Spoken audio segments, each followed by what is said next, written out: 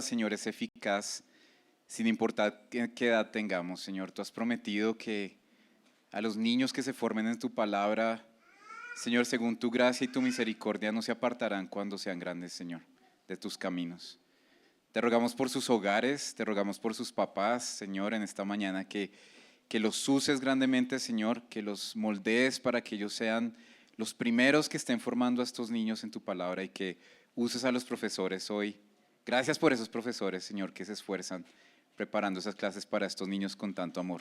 Llénales de tu espíritu, Señor, y úsales grandemente, Señor. Y a nosotros en esta mañana, Señor, glorifica tu nombre con tu palabra, mi Señor. Permítenos escucharte a ti, Señor.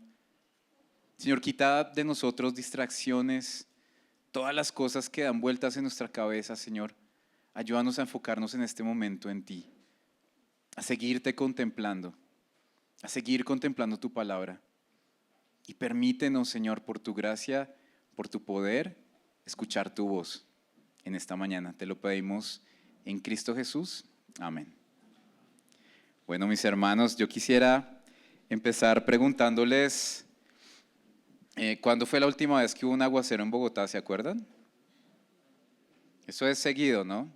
Y uno sale, yo le preguntaba hoy a un señor que pensaba, que si iba a llover o no iba a llover hoy, y pues es difícil, a veces está nublado y no llueve.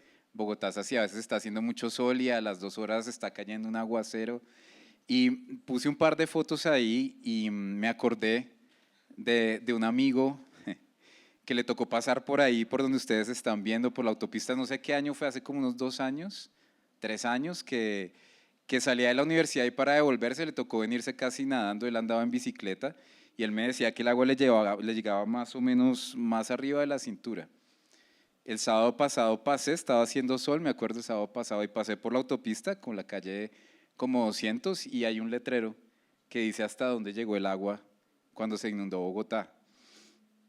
Y Bogotá es característico por eso, por los aguaceros, por las tormentas. No sé si ustedes se acuerdan de esas fotos, pero eso es Bogotá, ¿sí? Pero se parece un poco también a nuestras vidas. Muchas veces en nuestras vidas hay tormentas. ¿A quiénes les gustan las tormentas? Levanten la mano. ¿Les gusta la lluvia? No mucho, algunos. A mí me gusta cuando estoy en la casa y veo el aguacero abrigadito, trabajando, viendo televisión. O cuando uno se va a dormir y escucha la lluvia afuera. Pero ¿a quién le gusta estar en Bogotá con el frío que hace, en un aguacero, con una sombrillita? Yo quisiera que miráramos en esta mañana un momento de la iglesia de Cristo de tormenta y que lo comparáramos con nosotros. ¿Cómo reaccionaron estos creyentes en medio de la tormenta y cómo reaccionamos nosotros en medio de una tormenta? Qué bueno podernos poner en un espejo en esta mañana y mirar si nosotros reaccionamos como estos reaccionaron o si reaccionamos de una manera diferente. Miremos, ¿qué irá a pasar? A mí me encanta Hechos porque es como estar viendo una película todo el tiempo y lo bueno es que uno la puede pausar. Puedes pausar la película y analizar parte por parte, y eso es lo que vamos a hacer en esta mañana. Vamos a pausar y vamos a mirar exactamente qué estaba pasando y vamos a compararnos todo el tiempo con lo que el Señor nos quiere dejar como ejemplo en esta mañana. Vamos al capítulo de Hechos 12 y vamos a pensar en el Señor, en que es Señor, que es soberano. Y mis hermanos estaban hablando tanto de eso que es indiscutible que el Espíritu Santo nos está hablando en esta mañana. Que el Señor es Señor en todo momento y circunstancia. Eso es lo que quisiera que nos lleváramos esta mañana. Y que lo viéramos en 4 aspectos, mis hermanos, en este pasaje de Hechos 12. Que el Señor es Señor en nuestro sufrimiento. Que el Señor es Señor en nuestras oraciones también. Que nuestro Señor es poderoso y es soberano. Amén. Amén.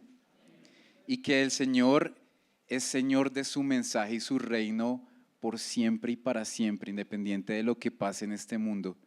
Nuestro Señor sigue siendo Señor de su mensaje, dueño de su mensaje que nadie jamás ha podido ni podrá detener. Eso es lo que quisiera que repasáramos en esta mañana. Y miráramos entonces en esta historia, ya han pasado más o menos unos 10, 11 años después de que Cristo resucita y asciende, y llegamos a este capítulo 12.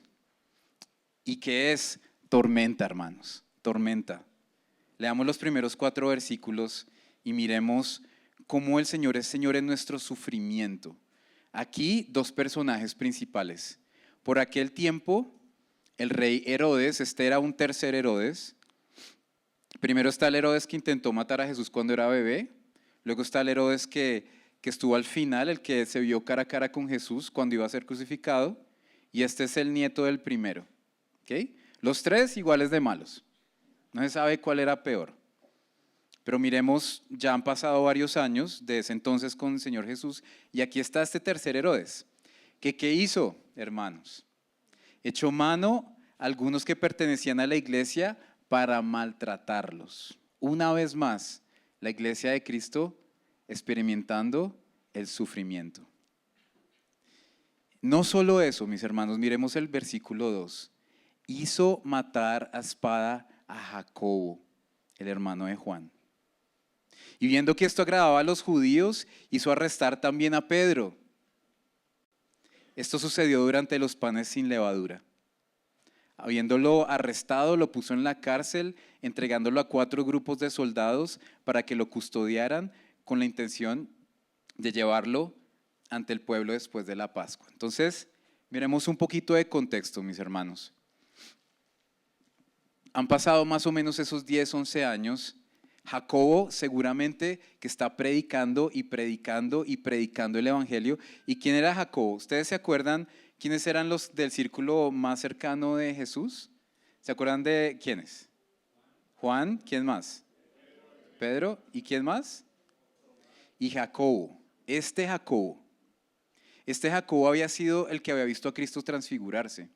Este Jacobo era el hermano de Jesús, de Juan, a los 2 les llamaban los hijos del trueno.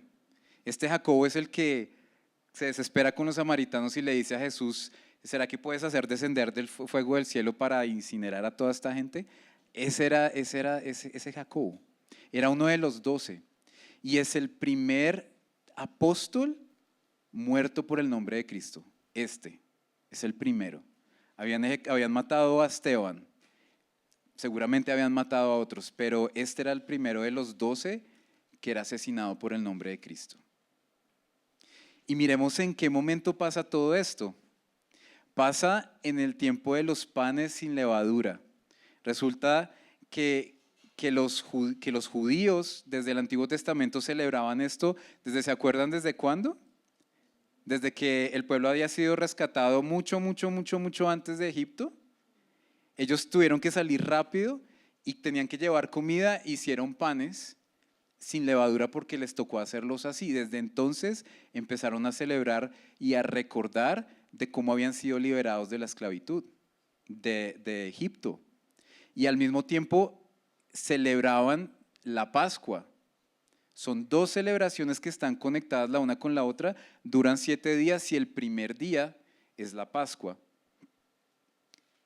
¿Y saben qué es lo tremendo? Que Jesucristo fue crucificado en este tiempo 10, 11 años atrás, en esta misma celebración.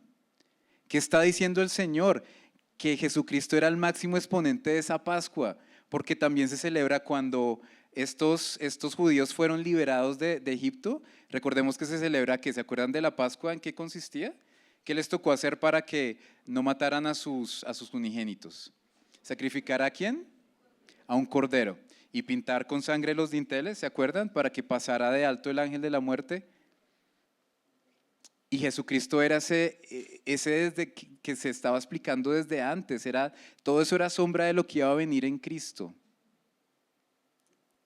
Y Jesucristo fue sacrificado en la Pascua. Y aquí está uno de sus discípulos sacrificado en el tiempo de la Pascua.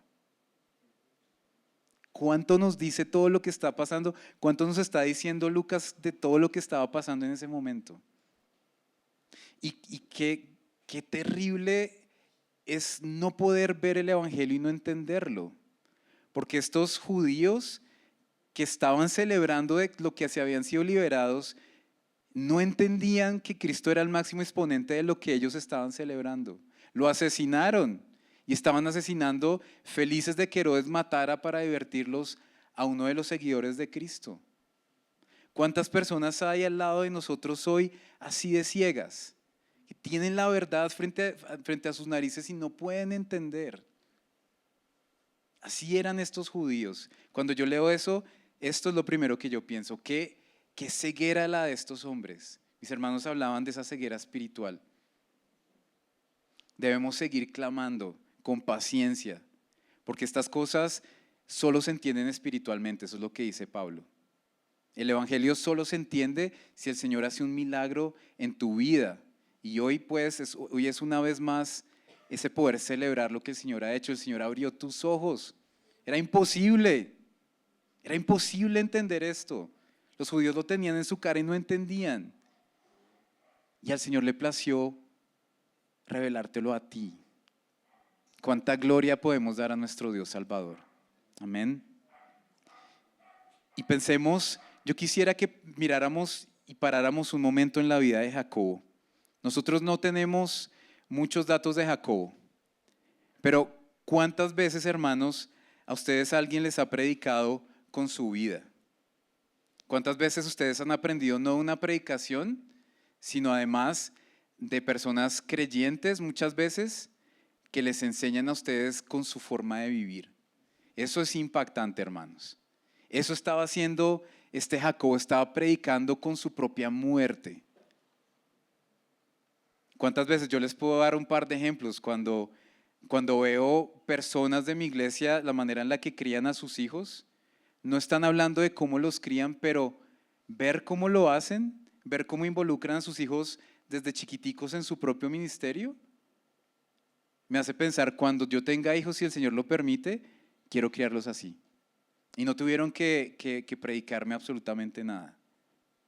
U otros que son tan generosos en sus vidas y veo cómo el Señor los respalda, cómo prospera sus vidas espiritualmente, materialmente, cómo invierten en el reino de los cielos, que para mí son ejemplo, sin haberme casi nunca dicho tienes que ser generoso y tienes que dar, pero cuánto me han predicado a mí.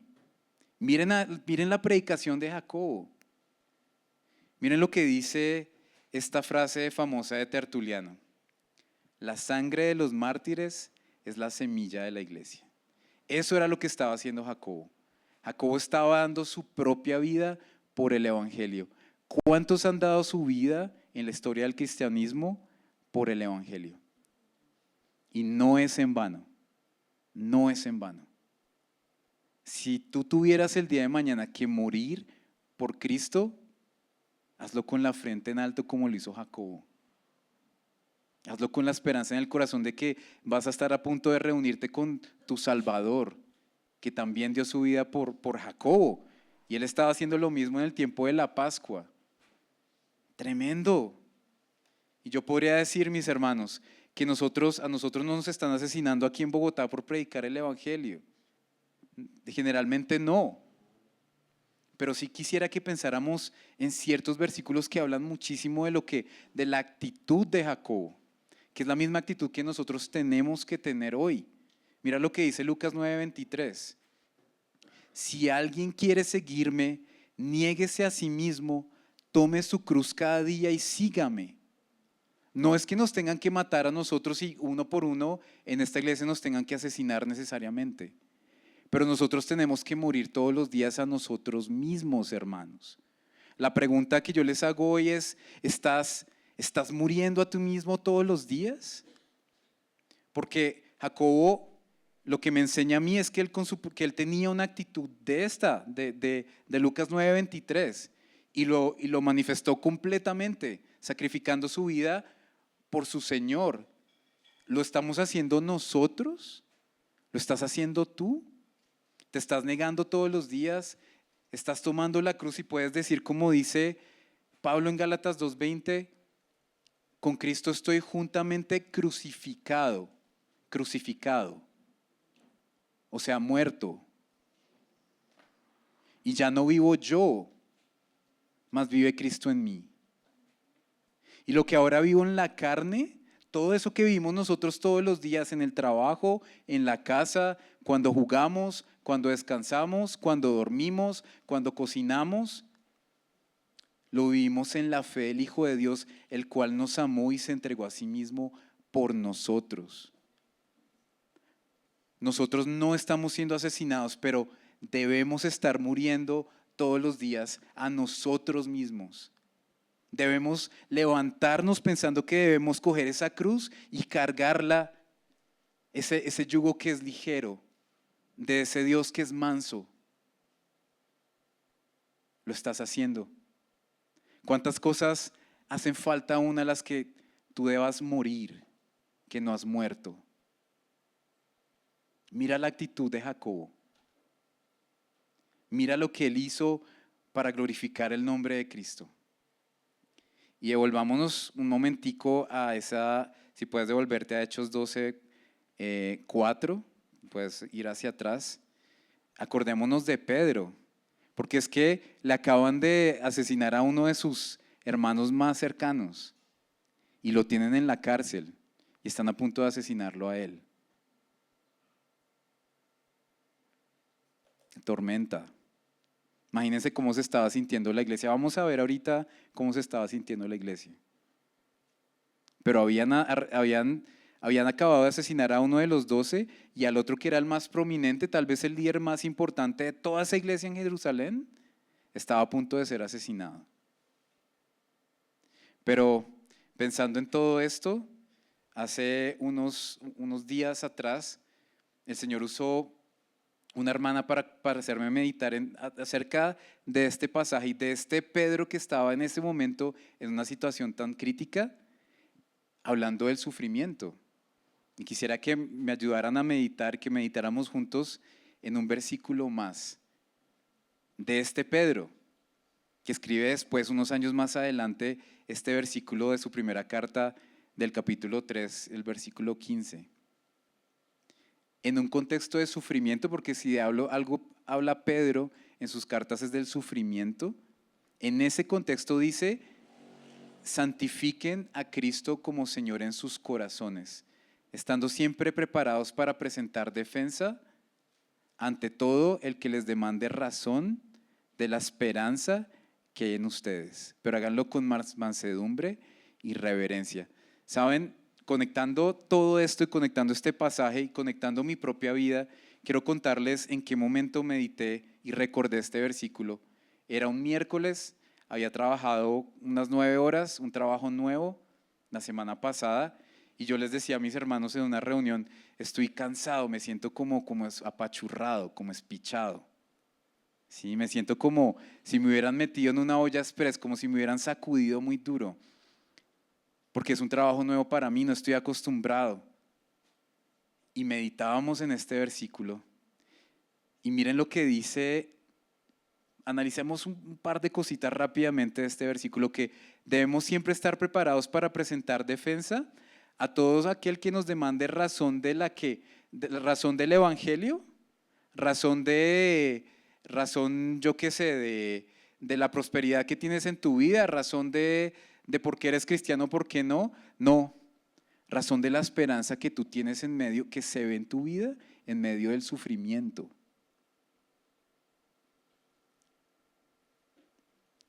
El contexto de Pedro es de sufrimiento y la manera en la que yo evangelizo a otra persona con mi vida es cuando ellos ven que tiene los mismos problemas que yo, pero que yo tengo una actitud de esperanza. Ese mismo Pedro fue el que en los primeros capítulos le predicó a los judíos que en Cristo vendrían tiempos de refrigerio. Y a él estaban todo el tiempo a punto de matarlo. Y se la pasaba hablando de la paz del Señor. Vamos a ver qué actitud tuvo Pedro en este momento donde estaban a punto de ejecutarlo. Pero, ¿tienes tú esta actitud en lo que a ti te pasa? Ese fue un momento de ánimo para mí, de sacar mi mente de mi trabajo y pensar, el Señor es mucho más grande que mi trabajo, el Señor es mucho más grande que lo que yo vivo, que mis tormentas, que todo lo que a mí me pasa. Y esa esperanza yo tengo que seguirla reflejando de una manera sincera. Tengo que encontrar gozo en mi Salvador a pesar de lo que yo esté viviendo. Amén. Esa fue la actitud de Pedro, ¿sí? Y todo eso meditaba mientras leía estos versículos. Ahora miremos que había un poquito más que mirar en este momento de lo que estaba pasando en la vida de Pedro. Y hay otro elemento tan importante, mis hermanos. ¿Se acuerdan a qué se dedicaron los discípulos cuando se instalaron los diáconos? Que ellos tenían que servir las mesas para que los discípulos se encargaran de ¿qué? De dos cosas. De la palabra y de la oración. Mis hermanos, yo insisto, y vamos a ir a la siguiente parte, que nosotros como aposento alto tenemos a ser fuertes en la palabra, a estudiar la palabra, a estudiar teología, a formarnos, pero no somos tan fuertes en la oración.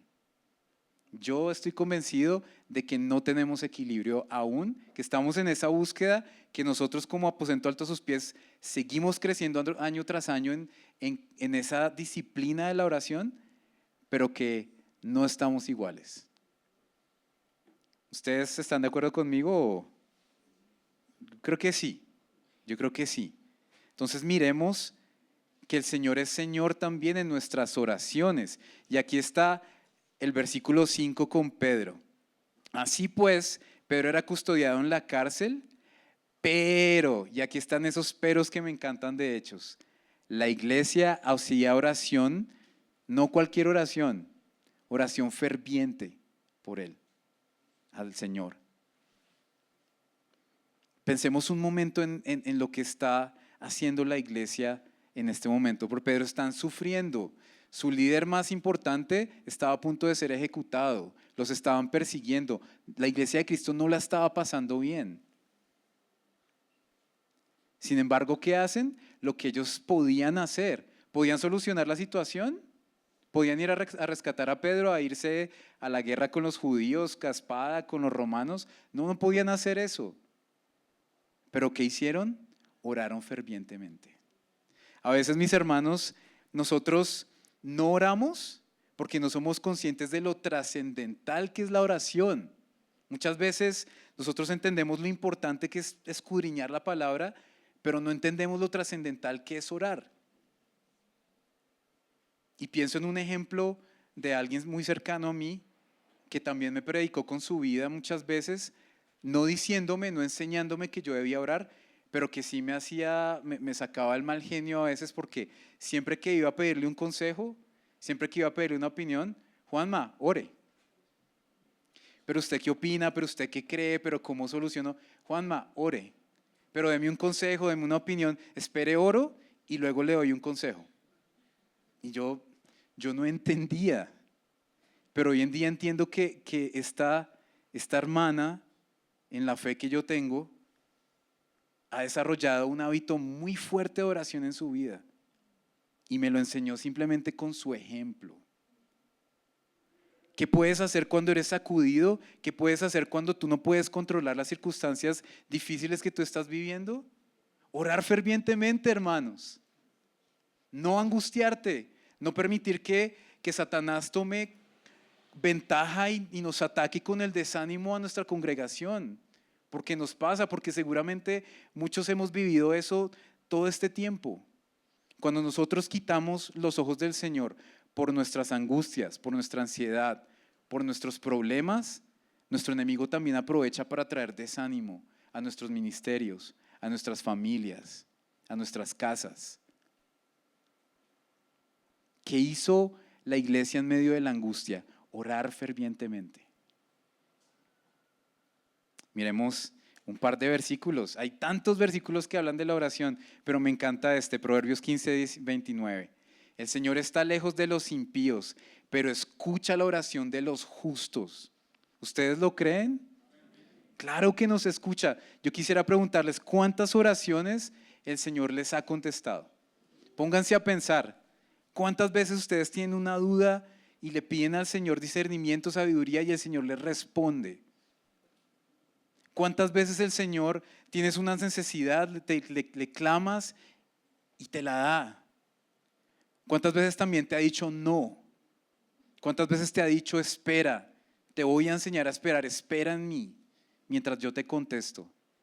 Espera un mes, espera 6, espera años, que algún día te voy a dejar ver a esa persona que tanto amas llegar a los pies de Cristo. Pero sigue clamando por esa persona, porque tus oraciones no son en vano, porque las oraciones de los justos son escuchadas y nosotros somos justos por la sangre de Cristo Jesús. Amén. Mira el siguiente versículo. Otro recuerdo de la oración. Hay tanto que pensar, pero mira este de Santiago 5:16. Por tanto, confiésense sus pecados unos a otros y oren unos por otros para que sean sanados. Y la oración eficaz del justo puede lograr mucho. Sigámonos motivando a orar. Si tú eres fuerte orando, sígueme animando a mí a crecer, a seguir creciendo en oración. Sigue animando a tu familia, a tu ministerio, a tus hermanos a orar más, a orar mejor, a lo que sea que tengas que hacer, listas de peticiones, horarios, vigilias, ayunos, lo que sea, pero sigue creciendo en esta disciplina de la oración, porque el Señor nos está mostrando. Lucas está siendo usado por el Señor para mostrarnos una vez más lo importante que es orar. Amén. Sigamos adelante y miremos qué pasa con estas oraciones. Pasan un montón de cosas y aquí sí es donde viene el segmento más largo de este pasaje y quisiera que observáramos varias cosas. Ya vimos a Pedro, vimos sobre todo a Jacobo, pero fijémonos un momento en Pedro. Versículo 6. Miremos a este Señor poderoso y soberano en medio de todo esto. Vayan leyendo mientras.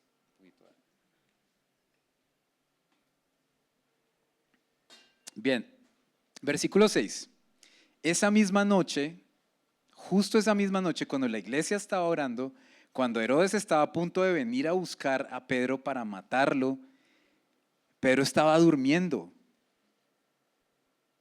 entre dos soldados sujeto con dos cadenas y unos guardias delante de la puerta custodiaban la cárcel. Mis hermanos, esta mañana me levanté y mientras me arreglaba me encontré con un video de Entendiendo los Tiempos, alguno de ustedes lo podrá conocer. Son unos foros que hacen de muchos temas de teología, de muchas cosas, y estaban hablando del famoso burned out, de ese término que habla de cómo nosotros nos quemamos, nos desgastamos físicamente en el trabajo, mentalmente, emocionalmente, a tal punto que ya no tenemos fuerzas y lo que tenemos es ansiedad, depresión, desánimo, creyentes y no creyentes, en ese estrés laboral. Y hablaban de lo importante que es el descanso. Vean a Pedro, en medio de semejante angustia, lo iban a matar y estaba durmiendo.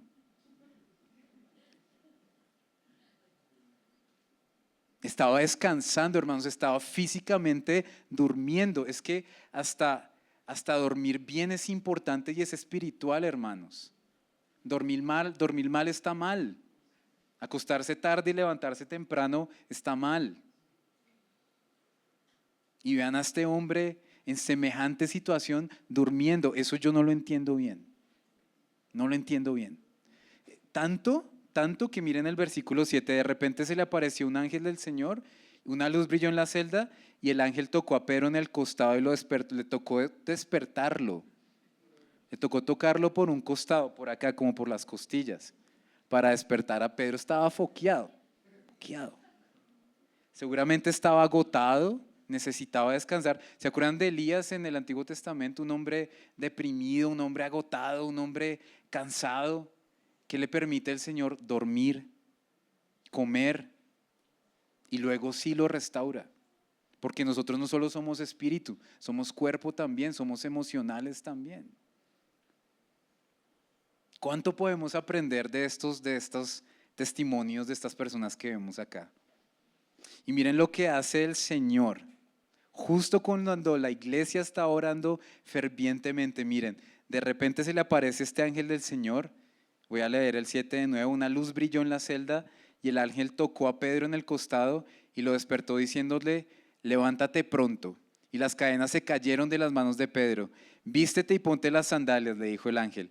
Así lo hizo y el ángel añadió: envuelve tu manto y sígueme. Sigamos leyendo, versículo 9. Y saliendo Pedro lo seguía y no sabía lo que hacía. El ángel era de verdad, sino creía ver una visión. Cuando habían pasado la primera y la segunda guardia, llegaron a la puerta de hierro que conduce a la ciudad, la cual se les abrió por sí misma. Entonces salieron y siguieron por una calle y de repente el ángel se apartó de él. Versículo 11. Cuando Pedro volvió en sí, dijo: ahora sé que en verdad el Señor ha enviado a su ángel y me ha rescatado de la mano de Herodes y de todo lo que esperaba el pueblo de los judíos. ¿Ah? ¿Cómo obra el Señor? ¿Cómo obra nuestro Señor? No sabemos cómo ocurrió esto. Yo no sé qué pasó con todos esos soldados. No sé qué pasó con todas esas puertas que tuvieron que pasar. Solo el Señor lo sabe. Pero estos soldados no se pudieron dar cuenta que Pedro estaba saliendo con un ángel. Y ese es nuestro Dios. Ese es el Dios al que tú oras cuando tú oras. Ese es el Señor que está escuchando tus oraciones cuando tú le clamas. No es cualquier Dios. Es un Dios todopoderoso. Es un Dios que no está orando este milagro tan tremendo en nuestras vidas, seguramente de sacarnos de una, aunque lo pueda hacer cuando Él quiera, pero que sí está orando en nuestras vidas, que sí está contestando nuestras oraciones, que sí nos está ayudando, que nos está dando el pan de cada día, que nos está dando salud, que nos está llevando con bien a nuestras casas y nosotros no tenemos ni idea de qué peligro nos está guardando todos los días. ¿Sabrá el Señor cuántas veces nos ha salvado a nosotros de que nos atropelle un carro, de que nos atraquen? Muchas veces ponemos un pie en la casa y empieza a llover afuera. ¿Cuántas veces? Ni siquiera nos cabe en la cabeza lo que hace el Señor por nosotros. Tanto, mis hermanos, tanto es así que a veces el Señor es soberano y responde cuando nosotros ni siquiera esperamos que Él responda. Es tremendo. Porque miren lo que pasa en el versículo 12. Aquí es cuando nosotros no tenemos ni idea que el Señor va a responder y a veces ni siquiera esperamos que Él responda. Leamos el versículo 12. Dice: al darse cuenta de esto, ya Pedro cae en sí que no era una visión, que fue librado. Se va a la casa de María, la madre de Juan, llamado también Marcos, donde muchos estaban reunidos y oraban. Es precisamente esos que estaban orando por Pedro. Y aquí viene lo chistoso, hermanos, y es con lo que yo a veces me identifico tanto. Cuando llamó a la puerta, está Pedro golpeándole a los hermanos que están orando por él, y está ahí en la puerta de la entrada y una sirvienta llamada Rode salió a ver quién era. Y al reconocer la voz de Pedro, de alegría no le abrió, sino que se fue hacia adentro a avisarle a todo el mundo que era Pedro. Y los otros están clamando por Pedro y le dicen: estás loca. Le dijeron ellos, pero ella insistía que así era. Ellos dijeron: ¿qué va? Es un ángel. Y así es muchas veces con nosotros. Muchas veces el Señor está respondiendo a nuestras oraciones y ni cuenta nos damos. Ni cuenta nos damos. Y es chistoso porque, o sea, están orando porque rescaten a Pedro, pero no lo dejan entrar. Y se queda afuera y le toca seguir golpeando. No le creen a Rode que es Pedro, ¿sí? Sigamos leyendo el versículo 16.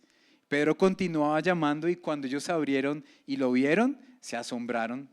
Claro, ellos no podían creer que el Señor había respondido tan rápido. ¿Se acuerdan de ese rey en el Antiguo Testamento que Isaías va a profetizarle que va a morir inmediatamente? Y este rey se pone a clamar al Señor y antes de que Isaías se vaya del palacio, ya el Señor ha respondido que le había dado más años de vida a ese rey. ¿Cuál era el nombre de ese rey? Ezequías. Así es esto. Muchas veces el Señor es así. A veces el Señor le place, por su soberanía, su poder, porque Él es Dios, responder inmediatamente, y eso fue lo que pasó en este momento. Versículo 17, le tocó a Pedro hacerle señal con la mano para que guardaran silencio, y les contó cómo el Señor lo había sacado de la cárcel. Y les dijo: informen de estas cosas a Jacobo y a los hermanos. Entonces salió y se fue a otro lugar. Este es otro Jacobo, este es el hermano de Jesús, este es el que escribió la epístola de Santiago. Es otro Jacobo, ¿sí? Aquí hay dos Jacobos. ¿Sí? Hablamos de 3 Herodes, aquí estamos hablando de 2 Jacobos. Entonces, yo solo es hermoso que nosotros veamos en estos versículos cómo es el Señor de soberano y cómo es el Señor de poderoso. Amén. cómo es el Señor de bueno cuando nosotros lo buscamos y hacemos lo sabio que es aferrarnos a Él. Cada vez que la estamos pasando mal, cada vez que la estamos pasando bien también, cada vez que hay gozo en nuestras vidas y cada vez que hay angustia en nuestras vidas. Debemos permanecer en Cristo. Eso es Juan 15. Amén. Ahora vamos a un cambio de escena. Vamos a un cambio de escena y vamos al versículo 18. Y pensando en ese Dios poderoso y soberano, también es un Dios poderoso y soberano sobre sus enemigos. Versículo 18. Cuando se hizo de día, hubo un alboroto no pequeño entre los soldados sobre qué habría sido de Pedro. Y Herodes, después de buscarlo y no encontrarlo, interrogó a los guardias y ordenó que los llevaran para matarlos. Después de esto, Herodes descendió de Judea a Cesarea y quedó allí por un tiempo. Enemigos del evangelio, esos que seguramente los mismos que tal vez habían asesinado, ejecutado a Jacobo, ahora ejecutados por Herodes. Aquí yo veo a un Señor soberano y poderoso sobre inclusive sus enemigos y los enemigos de la iglesia. No solamente de estos soldados, miremos el versículo 20. Herodes estaba muy enojado, ya habían pasado un tiempo, seguramente unas semanas, es otra escena en la vida de Herodes, pero Lucas quiere enfocarse ahora en Herodes. Ahora todos los ojos se enfocan en este enemigo del evangelio. Herodes estaba muy enojado con los de Tiro y de Sidón, pero ellos de común acuerdo se presentaron ante él. Y habiéndose ganado a Blasto, camarero del rey, pedían paz, pues su región era abastecida por el territorio del rey. Versículo 21. El día señalado, Herodes, vestido con ropa real, dice este historiador judío, se me olvida cómo se llama, Josefo, dice que la ropa, narrando acerca de esta escena, era una ropa brillante, resplandeciente de Herodes. Se sentó en la tribuna y comenzó a hablarles. Y la gente gritaba, voz de un Dios y no de un hombre es esta. Y Herodes dijo, no, ¿cómo se les ocurre? Solo existe un Dios. No, él se puso feliz de que dijeran que era Dios. Al instante, el ángel del Señor lo hirió por no haber dado la gloria a Dios y Herodes murió comido de gusanos.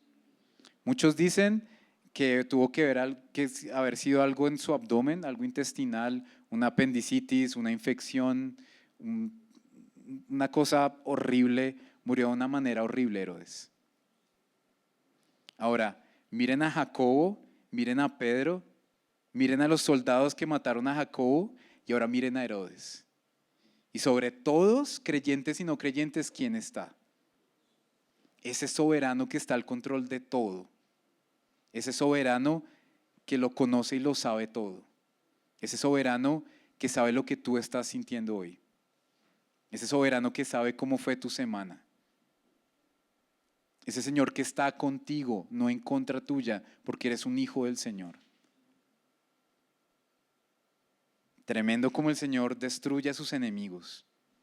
Este que era el más poderoso, que tenía como poner el pie sobre la iglesia de Cristo, termina comido por gusanos. ¿Por qué? Porque nuestro Señor es Rey. Porque nuestro Señor es todopoderoso. Y quisiera que fuéramos más adelante y miráramos que a pesar de todas estas cosas y estas tormentas tan terribles en la iglesia de Cristo, el Señor sigue siendo Señor de su mensaje y su reino. Porque habla de la derrota de Herodes, versículo siguiente, otro pero, hermanos, pero la palabra del Señor crecía y se multiplicaba. Bernabé y Saulo regresaron de Jerusalén y después de haber cumplido su misión llevando consigo a Juan, llamado también Marcos.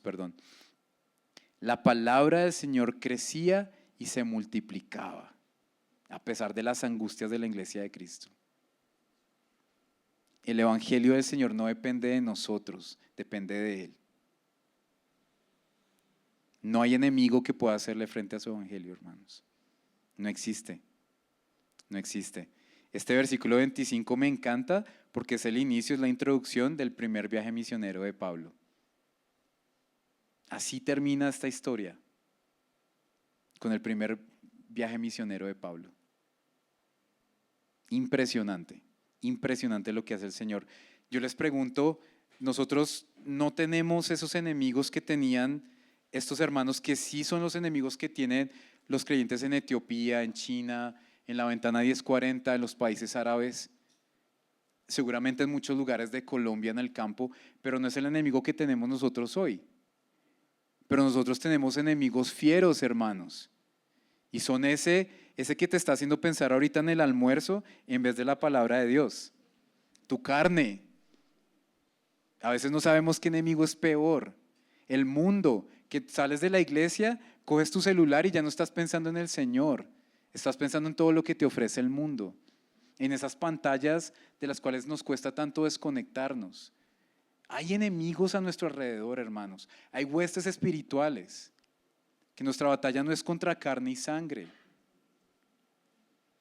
Estos pueden matar el cuerpo, estos que mataron a Jacobo.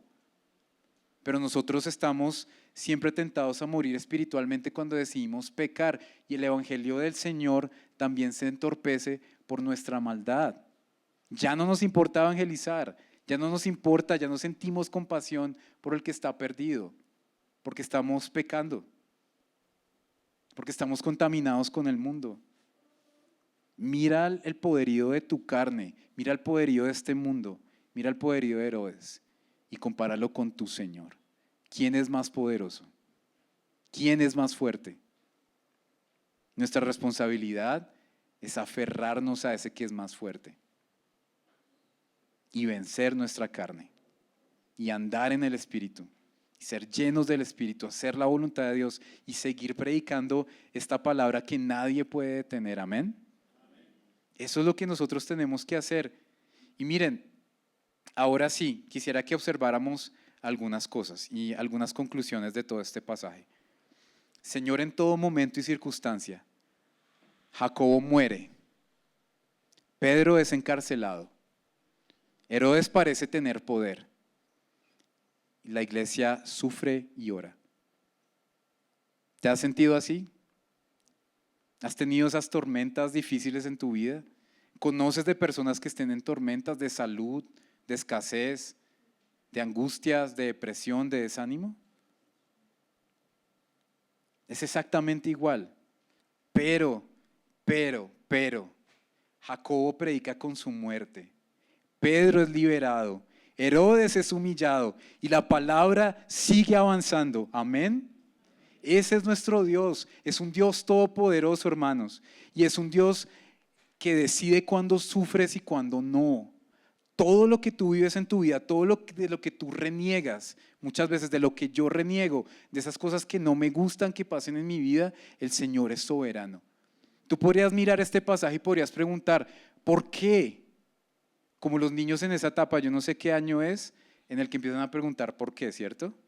Y nosotros somos así, Señor, ¿por qué?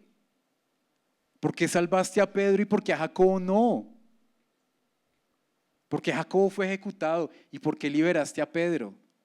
Señor, ¿por qué tengo este trabajo y por qué no otro? Señor, ¿por qué tengo este problema de salud? Señor, ¿por qué no tengo dinero? Señor, ¿por qué no me sale este trabajo que yo quiero? ¿Por qué? Y te llenas de amargura y te llenas de ingratitud con el Señor. Yo quisiera recordarles dos testimonios, hermanos, muy fuertes, muy fuertes. Muchos de los que estuvimos en congregacional, levanten la mano quién fue la congregacional hace un mes o más. Levanten su mano, por favor. Más o menos la mitad de la iglesia. Los invito a recordar lo que este hermano Jorge contó. Y los que no estuvieron ahí, yo les cuento. Este hermano, junto con su esposa, perdieron a su hijo de unos 25 años, creo que tenía 24 o 25 años. Murió en un accidente de tráfico en Bogotá. Y este hermano nos dio el testimonio de cómo era un creyente maduro en la fe, pero cuando perdió a su hijo, tuvo que preguntarle al Señor, ¿por qué? ¿Por qué te llevaste a mi hijo? ¿Por qué no me llevaste a mí? Llévame a mí, llévame a mí. ¿Por qué te tenías que llevar a mi hijo? Podríamos preguntar lo mismo con Álvaro Peña. Podríamos preguntar lo mismo con una amiga con la que yo crecí, con la que estuve en grupo de jóvenes en esta iglesia y acabó de fallecer. ¿Por qué?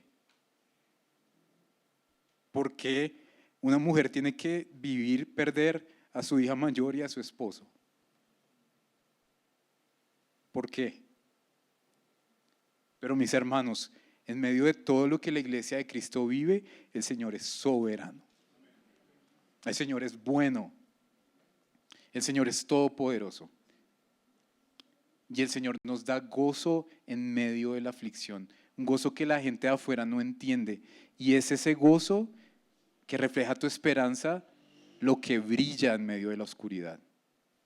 Porque nosotros sabemos que Álvaro, Laura y Samuel los vamos a tener para siempre, con un cuerpo perfecto.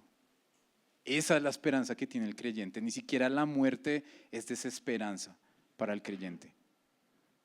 Estos hermanos tuvieron que preguntarse por qué. Pero mis hermanos, no existe, ni siquiera la muerte, no existe en la vida del creyente una sola circunstancia que justifique la desesperanza, hermanos. No existe, no existe. Siempre tendremos esperanza. Siempre el Señor, como predicaban mis hermanos hoy, durante toda la mañana, el Señor renueva nuestras fuerzas. El Señor no deja caído para siempre al justo.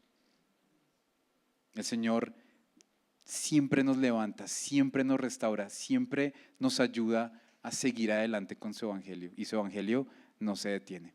Ese es el Dios que adoramos en esta mañana y quisiera que lo siguiéramos adorando. Hay una canción nueva y le pido al equipo o a quien quiera ayudarnos con esta canción que cantemos y oremos. Vamos a hacer dos cosas para terminar, mis hermanos, y es que cantemos de que nosotros como creyentes tenemos que aprender o seguir aprendiendo mejor a recibir lo bueno y lo malo.